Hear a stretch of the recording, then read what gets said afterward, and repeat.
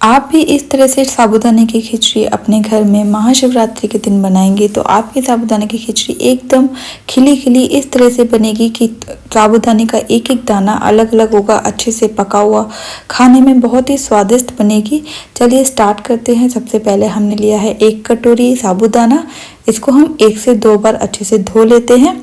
धोने के बाद इसमें थोड़ा सा पानी डालकर, यानी कि हम आधा कप पानी डालेंगे और इसको 5 से 6 घंटे के लिए भिगोने के लिए छोड़ देंगे, जब तक ये साबूदाना अच्छे से फूल नहीं जाता।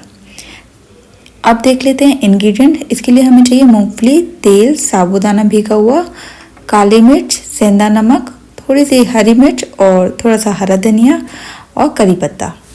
तो अब हम एक पैन में डाल रहे हैं ऑयल। यहाँ पर हम कोकोनट तेल का यूज़ कर रहे हैं। उसमें हम सेकेंगे मूंगफली। आप कोई भी तेल का यूज़ करके आप साबूदाने की खिचड़ी बना सकते हैं। तो इसमें हम मूंगफलियों को अच्छे से सेक लेंगे और मूंगफलियाँ साइड कर लेंगे। अब हम डालेंगे थोड़ा सा जीरा, 1 से 2 हरी मिर्च कटी हुई। हरी मिर्च फ्राई होने के बाद अब हम इसमें ऐड करेंगे करी पत्ता, जो कि हमने काट के रखा हुआ था। इसमें हम डाल रहे हैं थोड़ा सा अदरक और ये है मूंगफली का पाउडर। जो मूंगफली हमने फ्राई करके रखी हुई थी, उनमें से आधी मूंगफलियों को हमने पाउडर बना लिया है और आधी मूंगफलियाँ हमने अभी छोड़ रखी हैं सर्विंग के लिए। इन मूंगफलियों के पाउडर को हम साबूदाने में मिला देंगे, अच्छे से मिक्स कर देंगे। और आप देख सकते हैं जो भी हमने सारा सामान डाला था पैन में, वो सब फ्राई हो चुका है।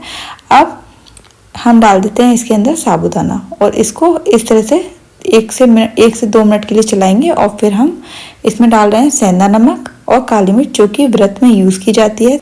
अगर आप व्रत के लिए नहीं बना रहे हैं, अपने ब्रेकफास्ट के लिए बना रहे हैं, तो आप कोई भी नमक इसमें यूज़ कर सकते हैं। इसको 1 से 2 मिनट के लिए इस तरह से चलाना है और आप देखेंगे कि बिल्कुल भी साबूदाना पैन से नहीं चिपक रहा है। और अब हम इसमें डाल देते हैं कटा हुआ धनिया।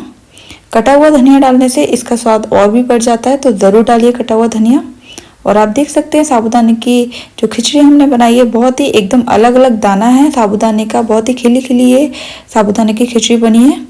जब आप सर्व करेंगे तो ऊपर से थोड़ा सा धनिया और थोड़ी सी मूंगफली इसमें डाल सकते हैं। और आप देख सकते हैं हमारी साबूदाने की खिचड़ी बिल्कुल पूरी तरह से बनकर तैयार है महाशिवरात्रि के व्रत के लिए। तो ज़रूर महाशिवरात्रि के व्रत पर इसको बनाइए। Thank you.